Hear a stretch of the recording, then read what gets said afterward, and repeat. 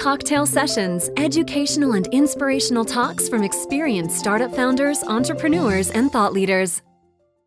Hi, my name is Logan LaHive. I'm the founder, CEO of Belly. I saw a couple hands go up in the air, so there's a couple people that have signed up, used Belly. Are there other people that have seen us, heard of us, signed up, used Belly in stores? Couple hands? Cool. Great. So just so everyone's aware, Belly, we create digital loyalty programs for small, medium-sized businesses. So basically, we work with stores to try to replace buy 10, get one free punch cards. We provide them with an iPad. We provide them with case, lock, physical loyalty cards, marketing materials, data analytics, everything that they need to run a digital custom loyalty solution. So, you know, this actually, to be honest, being up here is really kind of awkward for me. It's a little bit strange. Is it someone waving? No, you're just saying, "Hi, hey, Neil." The reason it's sort of awkward for me is the truth of the matter is, you know, a year ago, I was in these audiences. Neil mentioned that, you know, him and I kind of go back a little bit. We go back a ways, just kind of through the entrepreneurial community. But, you know, it was about a year and a half ago, actually. This is a funny story. I don't know if Frank knows this. It was about a year and a half ago. I was working for Redbox, doing new business. So I have somewhat of an entrepreneurial background. I was an entrepreneurship major, a bunch of startups through college. But, you know, I was the kind of guy that always said, like, I didn't, you know, once I had my idea, I would start my own company. You know, I always thought it was like the idea that really mattered. So, you know, I was like, oh, well, you know, I want to be an entrepreneur. People always say, oh, what are you going to start? And I was like, you know, when I know, I'll start it. And so since I didn't have that idea, since I didn't know really where to start, the best alternative for me was just joining startups. So out of school, I joined a company called Pay by Touch. I'm from the Bay Area. Pay by Touch was a biometrics payments company. We did fingerprint payment systems at Jewel, Osco, and 3,000 or so other grocery stores, drug stores, those sorts of places. That was a company where out of San Francisco in 2004, 2005, 2006, we raised about $350 million and crashed in about 2.5 years.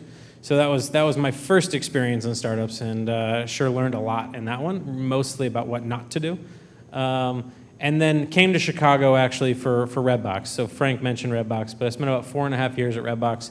One of the early employees there. Started there as the lowest level employee, I think, in the company, and was fortunate enough to sit outside of the CEO, the COO's offices, and sort of every time they had an idea for something new, I just kind of was the guy that would raise my hand and, you know, be the guy to launch the new products, to test the new markets, all those sorts of things. So was able to really advance my career there.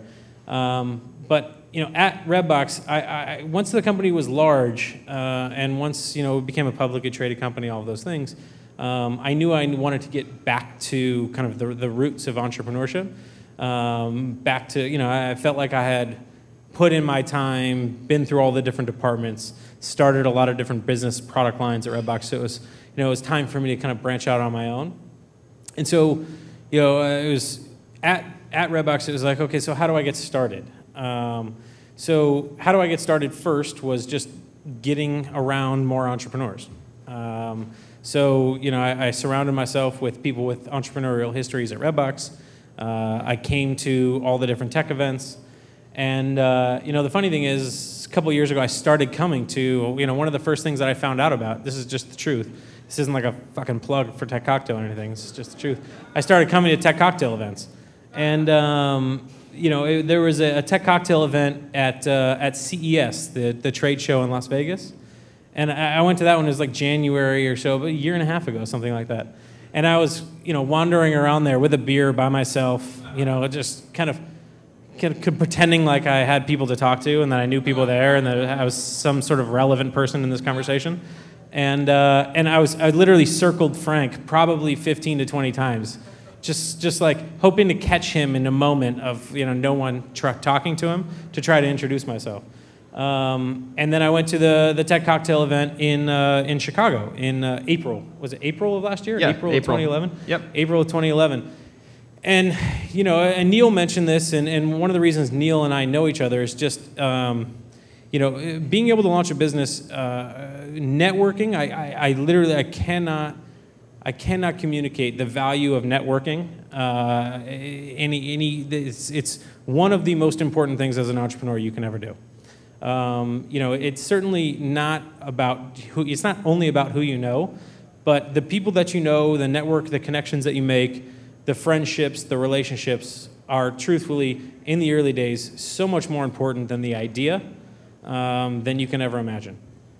So, Neil and I met volunteering through Future Founders.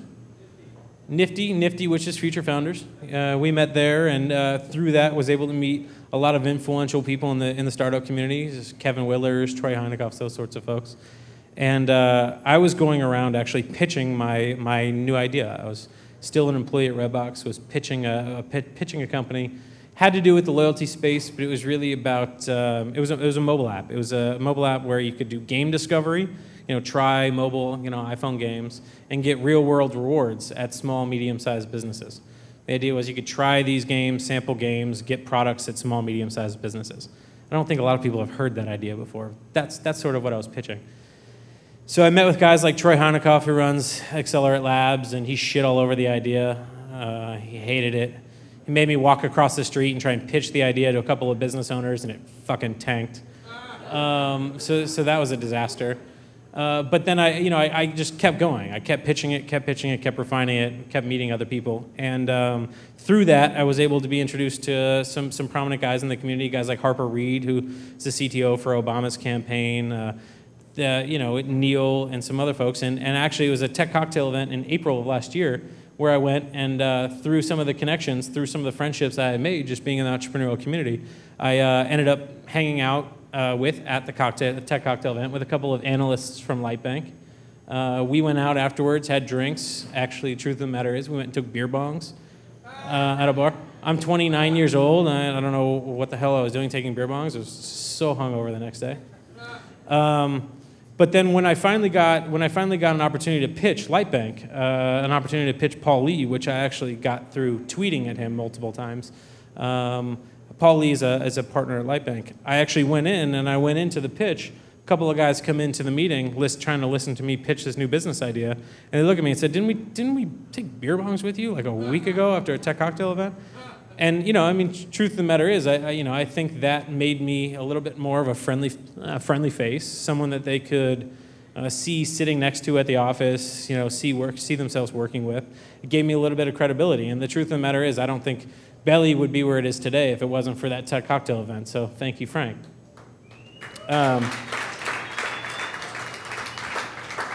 So the turning ideas into action,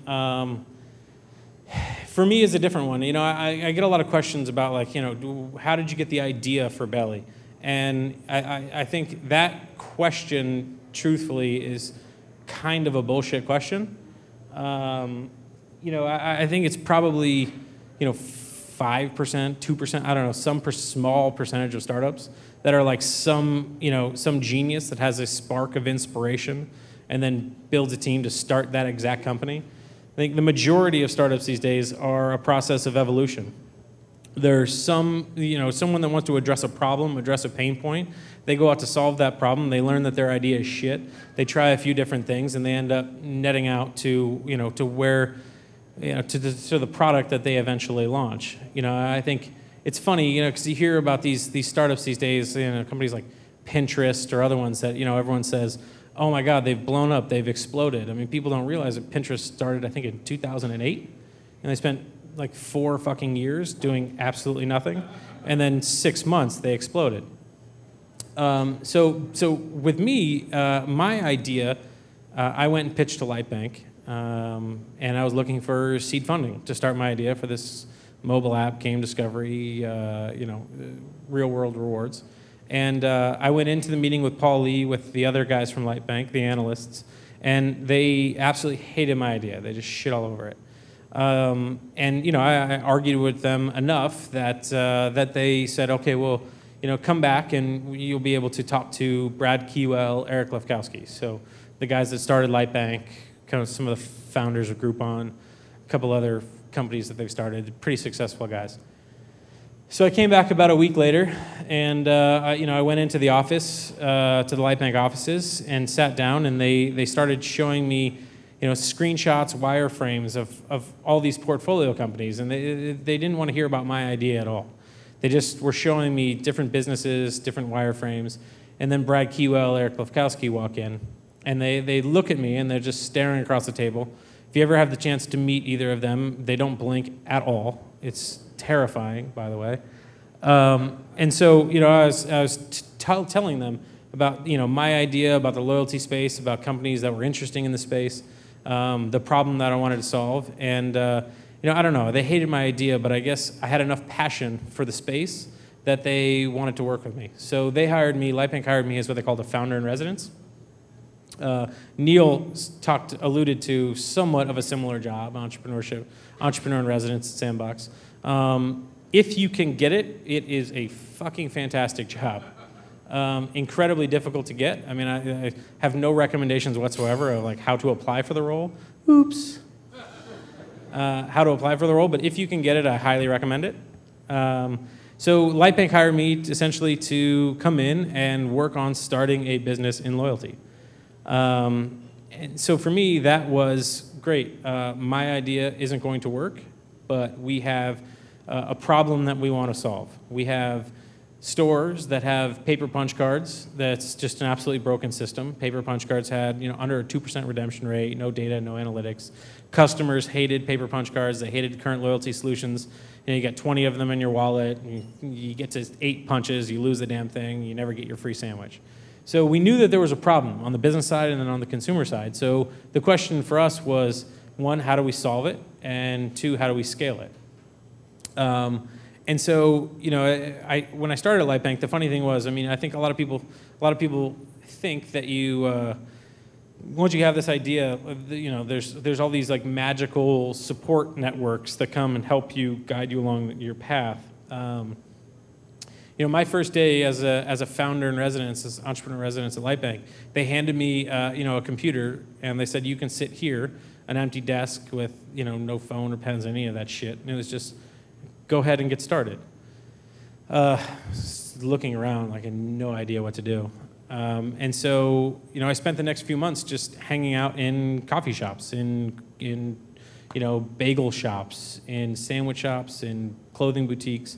And I think one of the keys for me early on was, it really, the idea means nothing.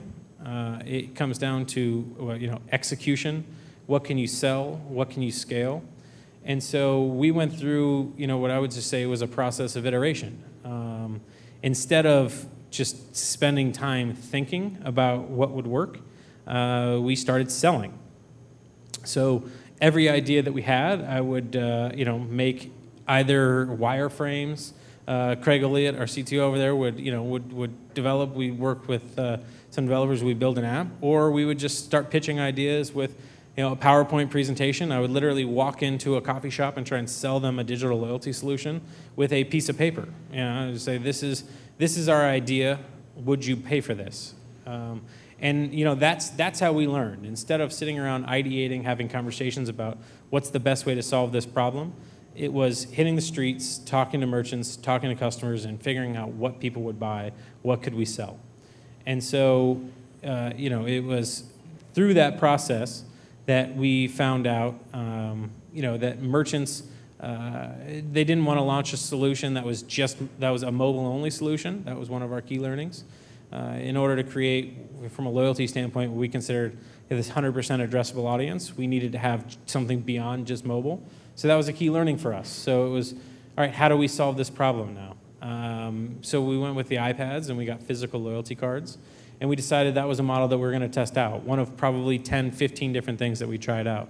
When we decided to test that model out, we built an iPad app in about a week, submitted it to the App Store, and once we got that approved, it was actually August 5th of 2011.